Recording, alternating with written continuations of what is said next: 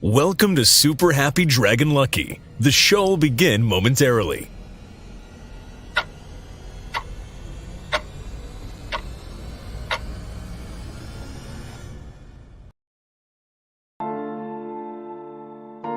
But why, some say, the moon?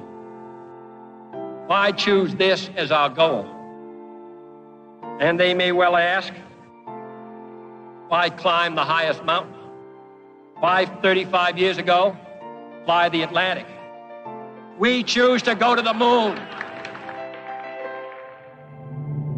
We choose to go to the moon in this decade and do the other thing. Not because they are easy, but because they are hard. Because that goal will serve to organize and measure the best of our energies and skills. Because that challenge is one that we're willing to accept, one we are unwilling to postpone, and one we intend to win. We choose to go to the moon. All right, everyone, welcome to episode 80B of Super Happy Dragon Lucky, the Dragonchain Update show. This is the 141st episode, and reminder, nothing on the show is financial advice.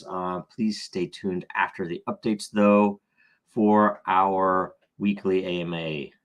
Oh, look at this. Yeah, it's my hat. It's my birthday. Thank you very much. Thank you very much to the judges. Okay, let's see here. First up, the number go up update this week is food prices. And apparently food prices are supposedly going up quite a bit as a result of increased energy prices, shipping, and so on. It's all happening. It all happened all at once. It's all horrible. Thank you to all of the people running things. Let's see here. Next up, we'll go with Dragonchain Updates. First of all, we have a quarterly report just out. Go and please share it. It's basically everything that's happened in the past 3 months, the last quarter, the first quarter of the year. And, go check it out, go share it, go there for a reminder of all the things that we never give updates on and we never communicate with anyone. Next, we were... So do go check it out. Go share it. We were also shared in Cointelegraph. We were quoted, I should say, in Cointelegraph first on the 12 qualities to look for when building a crypto network, and also an article about the 11 barriers to broader investment in crypto. I think my answer on that was probably better than the other one. Even the other one was good, but the trying to convey what we think should be spread out there in the world, a little more based in fundamentals. So go check that out. Go share those where you can. I think they also tweeted them, so that's an easy way to share it.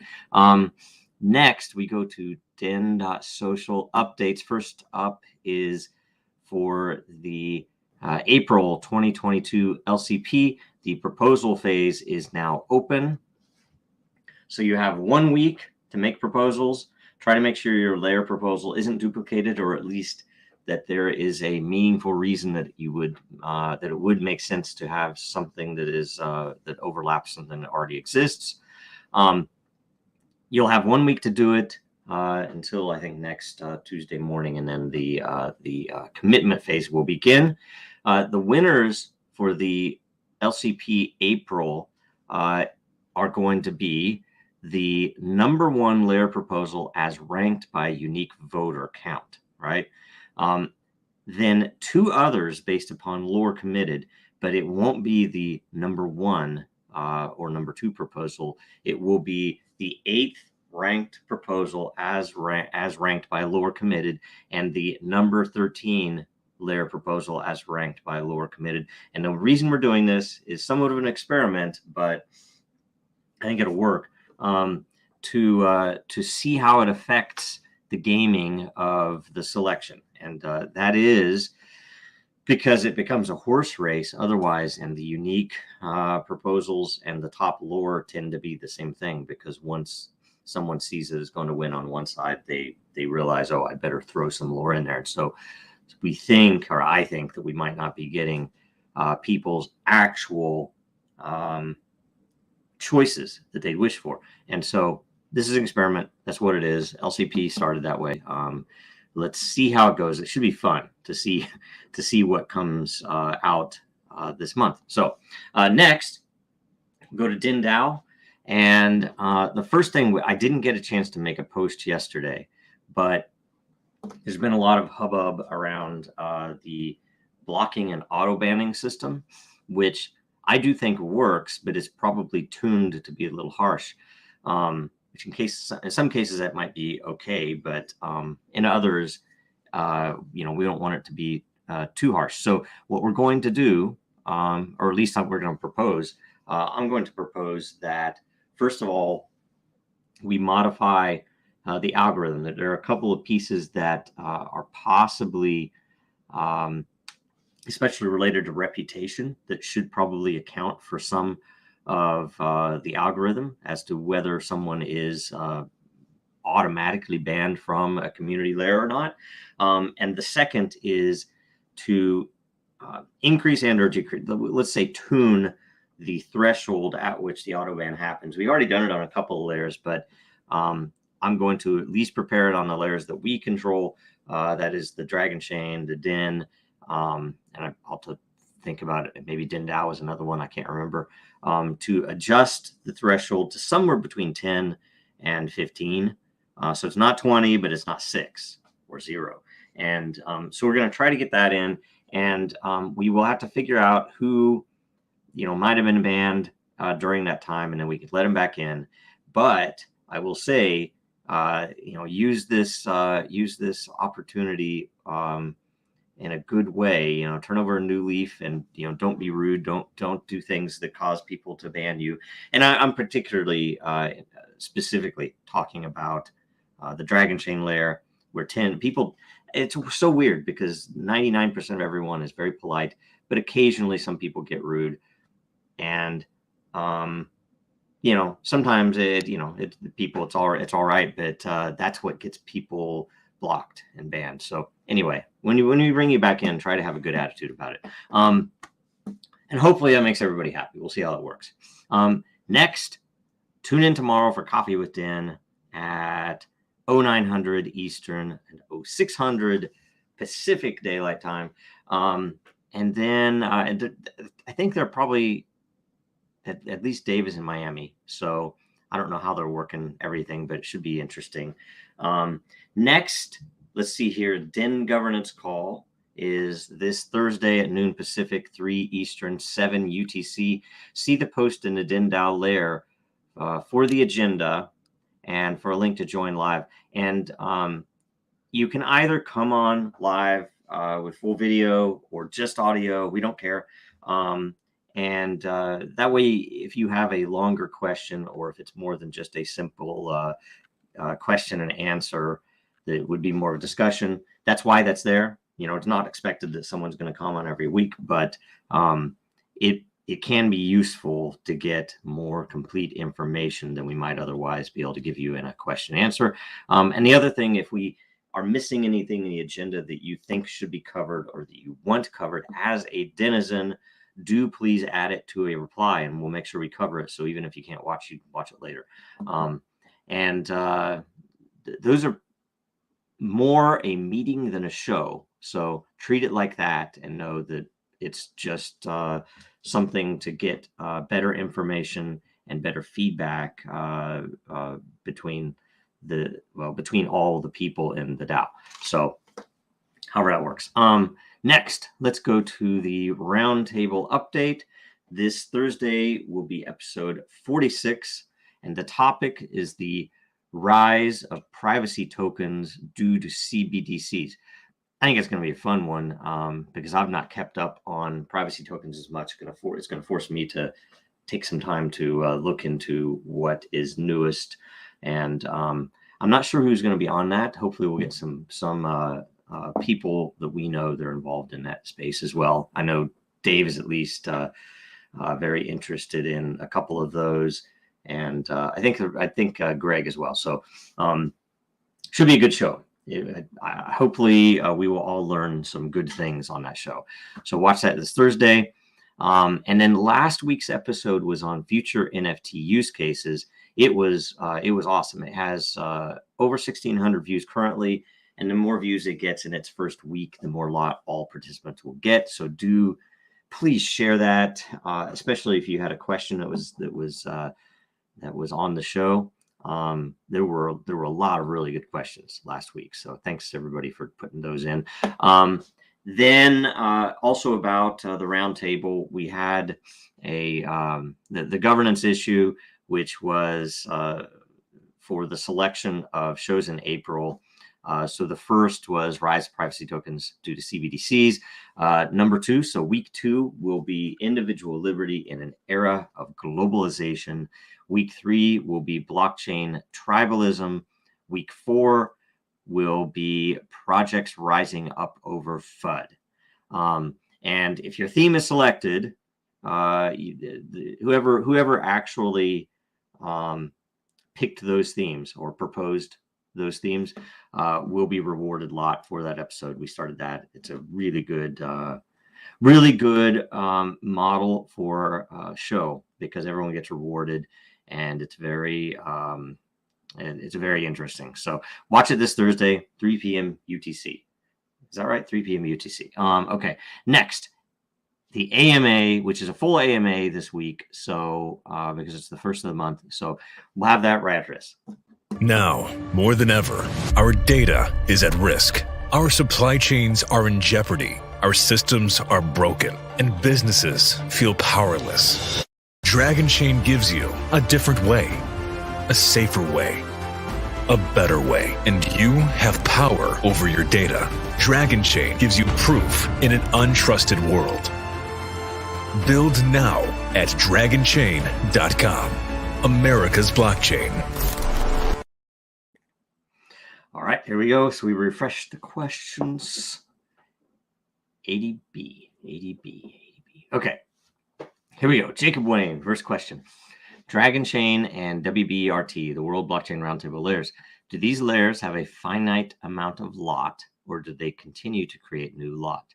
Okay, so first question. I guess I'll read the rest because that I think is the only question. I know business lairs or special lairs can be set up differently. I was thinking about it. If someone had lot in one of these two and stopped asking questions on the live shows, their percentage would either stay the same and never change, or would it continue to fall in percentage in stake as new lot is created? So yeah, that's the intent. The roundtable in particular was intentionally modeled to do this, where we started with, I think, 3 for the original managers of it, 3 lot, and just so that we could get it set up and everything.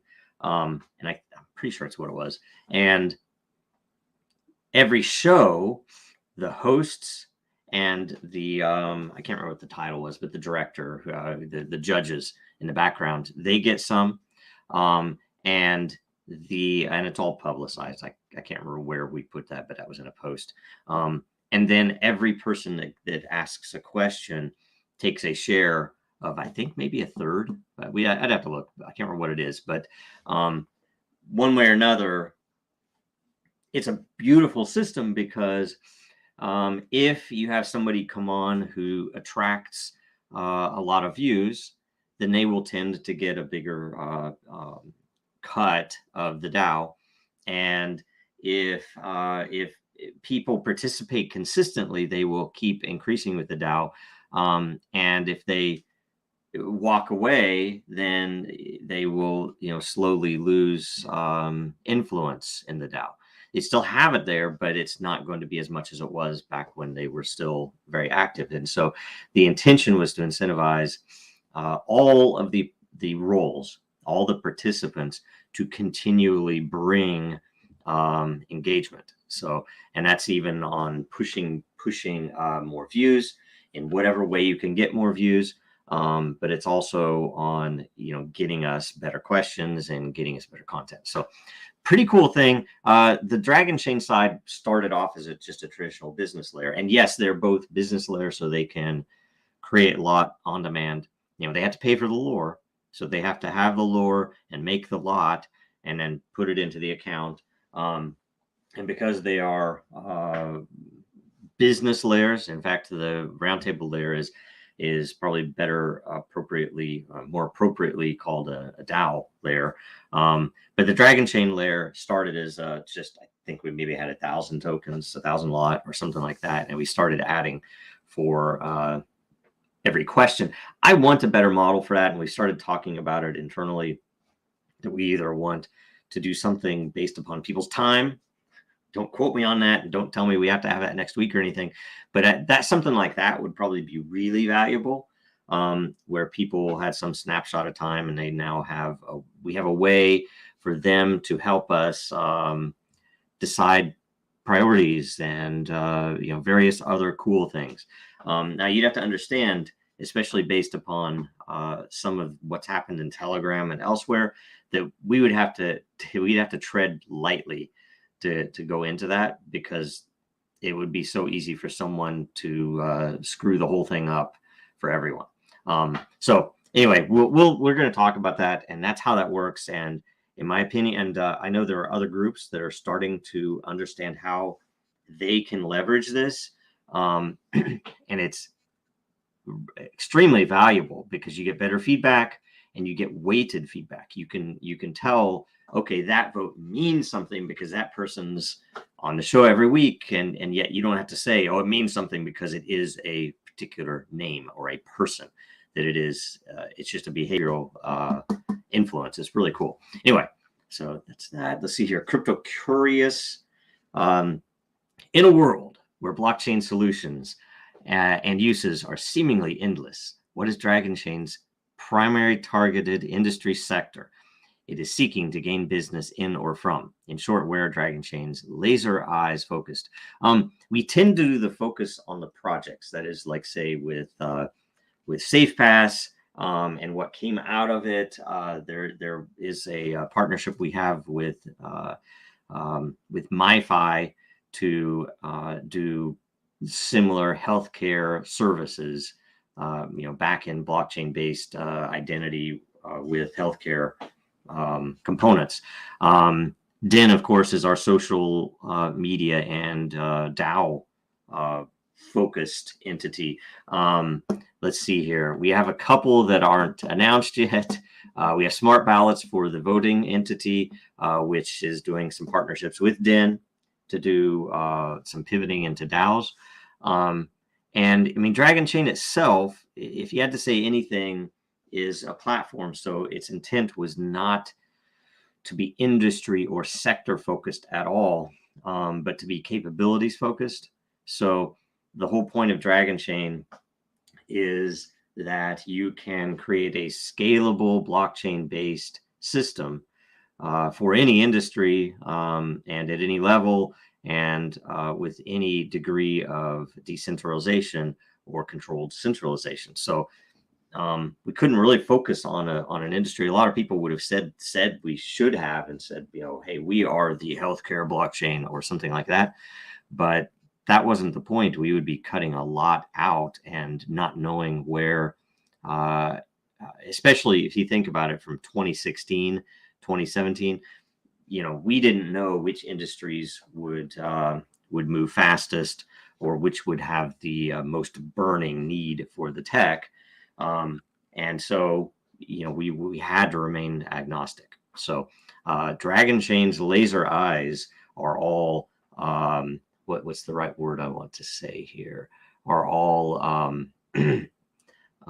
spun off. That is, any focus on any industry is either placed into a partnership, placed into a new entity that Dragonchain owns, or is waiting for a partnership or other, potential funding to start something. So, and we do have a lot of those. We do have a lot of them that, in fact, we have some industry pieces that are capabilities that we've wanted and we've tried to sell, but that the industry, for various reasons that I've talked about before, isn't ready. And so we've had to embark on our own And that's what Den is, by the way. Den was something that we tried to sell to Twitter, tried to sell to others, at least in various ways. And it, how do I say, that they were not ready. So sometimes it is best for humans that don't want to change to see a demonstration of what can be done, for them to understand that, oh, you could use blockchain for that. I get it now, right? And if you don't build it and you don't show it to them, then it'll never happen. So hopefully that's a good answer. Kratos, God of Boy. I don't know. We should ask for pronunciation, because I always think that I'm probably I think that I'm pronouncing this right, but anyway. Let's see here. Gate.io is banning all U.S. users from their platform, among other countries, after April 30, 2022. If KUCoin does the same thing, because they are Chinese companies, since Dragon isn't on many exchanges, would this be a concern for the project? I don't know. I mean, it is, well, for one thing, I have to tread lightly on talking about exchanges and everything else, but we all know the rules. We can't solicit, and we haven't ever solicited an exchange to list or anything else. So about this, I don't know what I can say.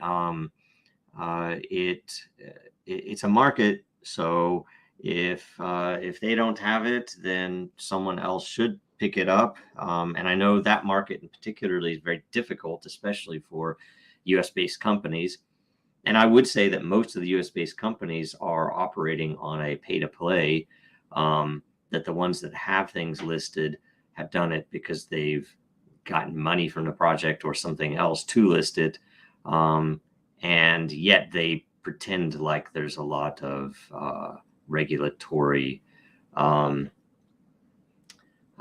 due diligence behind that, which sometimes is there, sometimes isn't. I mean, when Coinbase lists one of the freaking meme coins, you have to think something is screwy in that country, isn't it? So, because if they, if you think about it, it's like, oh my God, they listed Dragon, we would be getting phone calls. It's like, what did you do to make this happen, or anything else? And yet the meme coin's listed. So it's either somebody on staff has a hand, there's a whole bunch of crap that happens behind the scenes. So I don't know. It'd be a concern. Everything in the exchange world is a concern for the project, as you can imagine. It's all horrible. And not the people running the exchanges, but the entire definition around how they're regulated and what's legal and possible. And the fact that I live in a certain country, so I can't buy that. It's like, oh, do you live in North Korea? No, I live in America. It's like, okay. All right. Next question. Angel Breaker, can you tell us more about the WTIA Cascadia Blockchain Council and Dragonchain's part or contribution to it? Okay, so WTIA, I think it's here, Washington Technology Industry Associates. I'm pretty sure it's right. We were a member, since like 2019. Maybe 2020. Really nice bunch of people. Some of the people that run it are awesome, and we know that because they love us. And they, it's an industry association that tries to get tech adoption, and also that works with the legislature to make sure that issues that technology companies care about are paid attention to, right? So they pool resources and they do things. It's like any industry association where there's a lot of bureaucracy, and I guess probably more than that, a ton of politics. And I guess on the bureaucracy side, it's not their bureaucracy, it's the people that they are working with. They've gone to bat for us a number of times inside of Washington, and they were great people for it. But they also, as you can imagine, the same type of stuff. The regulators in Washington accused us of lobbying when we were using an industry association to go see if they could figure out what was going on behind the scenes there. Whatever, it's all normal stuff, but we're no longer officially in Washington. I saw a post that they included us. And we're like, okay, it's cool. They included our name in it. but I haven't been in their meetings for quite a while because they use Zoom now.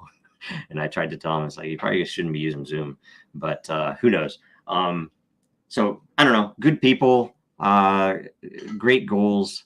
I think in the end, though, I'm going to tell you this is maybe a little more honest than I should be, but most of the industry associations should put down the banner of politeness and start really doing work, because a lot of times and this is also the digital chamber in DC, that they've had a lot of money for a lot of time and haven't done anything with it except be polite and be we're very businesslike, and that's not really what's needed. I think in the end, you need somebody who can be your attack dog, and that the project should be remaining polite, if you ask me. So anyway, that's how all that stuff works. So it's all politics. So anyway, okay, GDEN. Generally speaking, what is your day-to-day like? How do you get everything you need to get done, being busy as you are? Impressive. Thank you very much. Thanks for saying all that stuff. But geez, it's like wall-to-wall meetings, but I try to make breaks in there to get various like say design work done. Occasionally, like say right now, we're waiting to get time for me to write the next article that will go into rotation at some point in Cointelegraph. So I have to try to find time to do that. Mostly it's a lot of times trying to figure out how, especially with so many time zones, we have a couple of projects that are really stretched on. We have people West Coast US and people literally 12 hours away. And so there's a lot of that where very, very, especially now, for whatever reason, now we have a lot of meetings with Europeans. So a bunch of stuff very early in the morning. I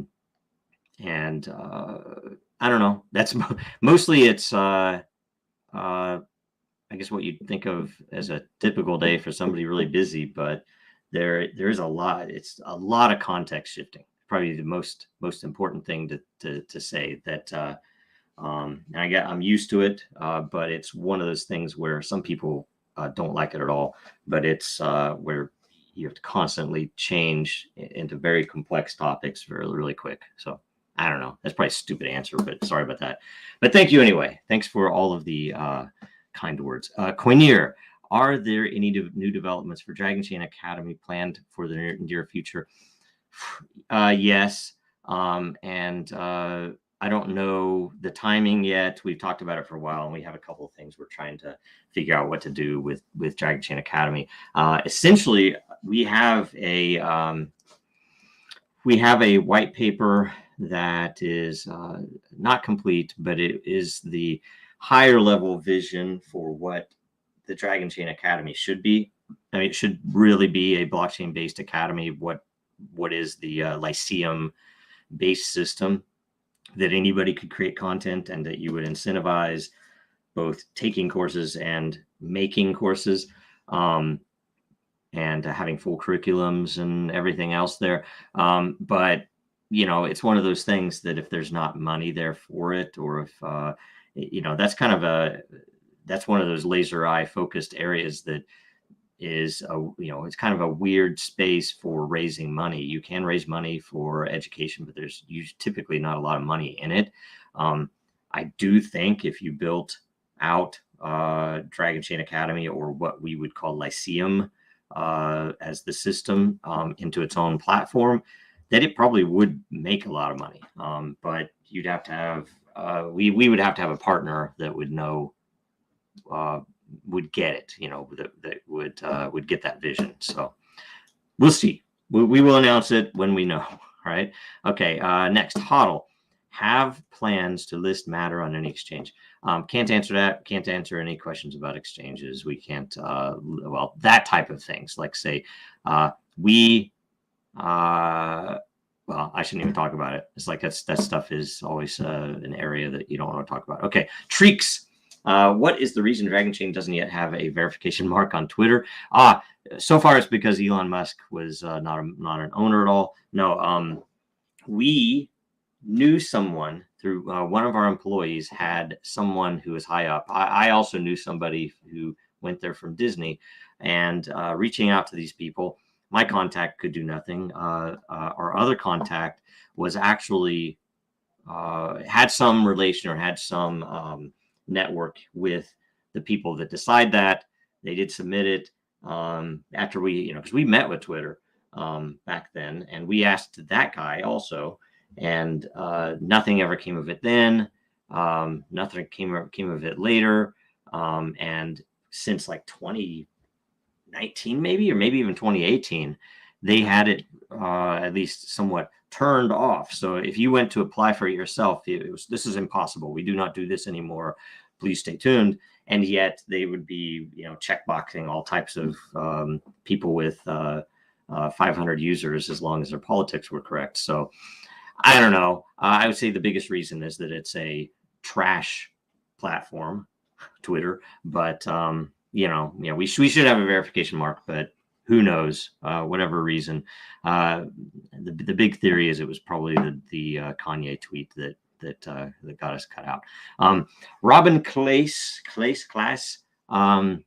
let's see here. Philip Abraham and Chuck Brooks. What a great team. Phil posted on LinkedIn. Can you tell us what they're working on? We can't. And it would be nice to see Phil and Trey again on the show. Yeah, thanks. We could do that sometime, especially once we have something big to announce or anything else. But it'll be a surprise, and when we have it, we'll announce it, so you'll know then. But the stuff with Chuck Brooks, obviously great, amazing background, a lot of cool stuff. And I don't know, don't ever read anything into what Phil posts on LinkedIn. He gets excited about stuff because there's cool stuff going on, but that doesn't mean we're going to announce something tomorrow, right? So don't ever think is like, oh, you said something was big and I didn't hear about it on Wednesday. So Joe, what is wrong here? It's stop doing that crap. All right. Okay. So Babar Rafiq, why Dragonchain Metrics not updated when the team had plans to fix this issue? At least the community knows what's going on. Thanks, Joe. We've had some, like, say, one of the issues was with a what was it? One of the accounts wasn't funded. And it was one of our accounts, so it had a lot of different nodes running on it. So that was fixed, and that was because the team's been too busy, so we haven't been watching that. And we had funded it quite a bit prior. And I don't know, because I was not involved. I was busy doing other stuff on the latest issue, but I think there was something with some of the access tokens that they had expired, or something else on one of the nodes. So, and that, all of that reporting goes through the metrics system, which is a somewhat traditional system with a database and with, all of the server things on it. So it's like a normal system, and I don't know what was down on it, but I think it's running now. I think it's good. And I don't think there's anything new to report there. But anyway, Josh O, can Den make a post that everyone can see? If not, that would be useful for announcements. Also, a reply all option. The sticky post per layer is already a known wished feature that a lot of us would really like, and we just have to figure out some of the reasons that we don't have it yet is that when we realized that we were rolling out the governance system, it became a question: how do you make a sticky post work if you don't just have admins that can say, oh, this should be a sticky post, boom? How do you make a sticky post in a DAO? And for an announcement, say, and maybe it is, and I know it will be there at some point. So maybe it is if it's a business layer, or if someone has quite enough lot in a layer that they could make a sticky post work. The alternative would be that if something is trending, it's already going to be up high. But what if there's something that people want to put? They want to make sticky, so maybe they would throw lore into it or something like that, and maybe it would be refunded back after use, based upon the consensus. So maybe if you, I think this should be a sticky. I'm going to put 1,000 lore in it. Boom, it's at the top as a sticky, and then it performs at like 10% upvote or something like that. Horrible consensus that it's worthwhile, and so I don't get my lore back. Something like that, right? Maybe that would work. Or reply all. I don't know if you mean. I know we're going to have replies in chat.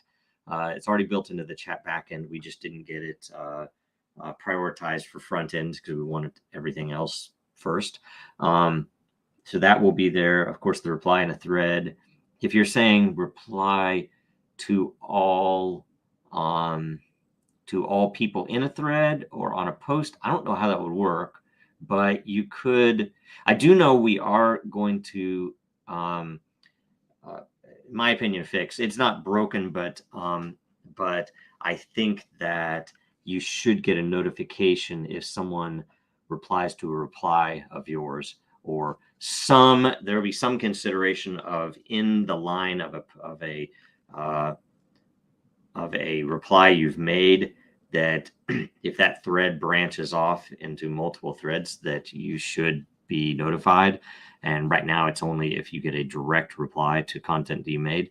So we're going to fix that. We just haven't had the time to revisit that in a way to make sure it's scalable. So that's a really good, and maybe too, I mean, if you have something more or different than what I've described for the reply, do let me know, because as a reply all, if it's what I think it is, I don't know if it's a doable thing. But there will be similar features too in chat. I'm excited about like say the direct message system, where if you follow me, I can direct message you. Simple, no big deal. If you don't follow me, then I can request, just like I could in, like, say, Twitter, I can request a direct message and offer some, I think we said lore, but maybe it was matter. I can't remember. We'll have to look at that. So if I offer to you matter or lore and you engage with me, then you will get that. And at the bottom of the button, if it was a good engagement, there will be a refund to the lore that started this, and boom, it would go back to you. So some of that stuff would be pretty interesting, and I think we'll probably add that at some point. So anyway, okay, next is, let's see here, Peter Tom 031. Will you ever have a plan for Dragon mainnet? So people since the beginning have been a little confused about this. We already do have Dragon mainnet. It just happens to be that we have a lot of Dragon mainnets. That is, all of the level ones have their own mainnet. So if you look at Rainmaker, it has its own Rainmaker chain, which is running on Dragonchain. So it's very scalable. They can do a lot of things that their normal users don't even know are happening on chain. Den has its own chain.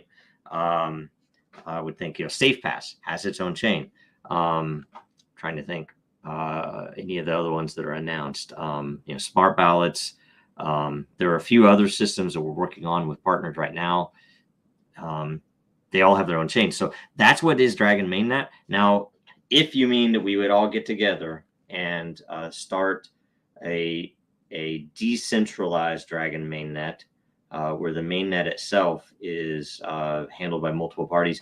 We've had some discussions about that, even for some of the features in Den before, when we get into, like, say, video streaming or anything else.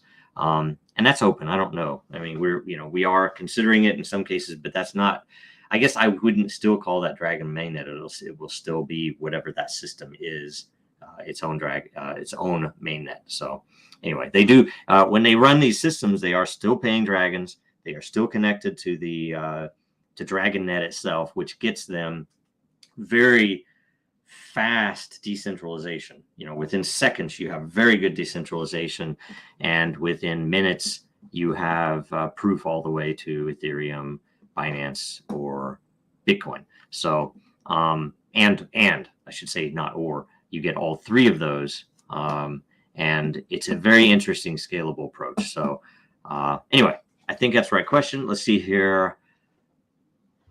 These would be non-credited, but I can answer questions from the audience. Let me review them real quick first. Okay.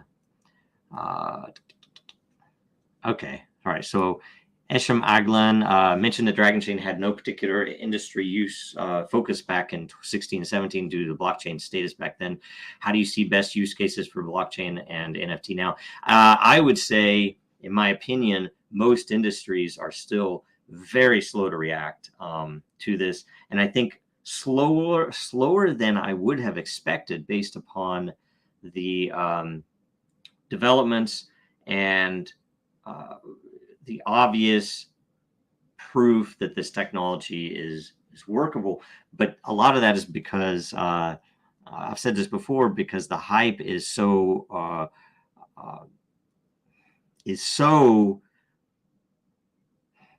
much the focus in the crypto world that it makes it hard to sell the real things. It's good in many ways. The hype is good. I'm not saying the hype is all bad. But it makes it harder to sell. Now, the other side of it is it sometimes makes doors easier to open when there's a bull market. But a lot of those times, then that's all they understand. So it's hard. And so I wouldn't say that. I would still say Dragonchain is still industry agnostic. Yes, we have healthcare initiatives and features. We have supply chain features. We have financial world features. Identity stuff, education, entertainment, gaming features, a lot of very interesting stuff, but our main focus is still as a platform with fundamental features and capabilities. So Middle East and Africa, I don't know, that's biz dev. It all depends on what business is there. We don't have anything specifically just for the purposes of focusing on a region. But we will work with any region at all, absolutely, especially on good, fundamental, valuable features that either will generate a lot of value in the world or just generate a lot of revenue. So good stuff. Okay, I think that's it. I didn't see any other questions, but let's see here. I think it's all good. And let's close out. Let's see here. First of all, we have every participant will get one lot from the Dragonchain layer. We might change some of that up at some point, so we'll see how that goes. But if you ask multiple questions, you only get one lot. All the normal things. I think the rules are posted. Let's go to merch. Hoodies. So use coupon code hoodies-2022 for 10% off. Go to dragonchain.store, and I think there's a category over there for hoodies. So you can get a freaking Banana Jojo hoodie. You can get the Terminator one. I'm pretty sure there's all the different JoJos, and probably some of the shows too. I think they're all included, so it wouldn't just be the Dragonchain ones. Oh, let's see the metal one, a white metal hoodie. I don't know if that's doable, but the moon one is good. Everything else, let's see here, but 10% off. So that's good. The hoodies are a little bit more. That brings them down to decent price. Go get some of those. I think I need the embroidered Den logo hoodie is super nice. Really, really nicely done. So okay. In closing, watch Super Happy Dragon Lucky next Tuesday, same time. Follow Dragonchain, Real Denizens, and me, Jojo Rowe, on Twitter and LinkedIn and on Den, and like, comment, share as you can. That's it. Thanks a bunch. Talk soon.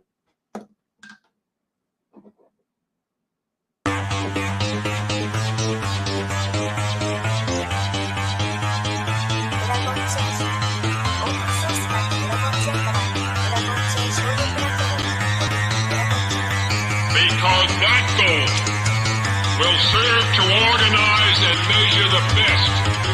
Adaptable, all capital, label radical yet rational. A tactical approach is palpable if this animal is fallible, but that conclusion is laughable. So with for all detachable from the mandible, you see it now.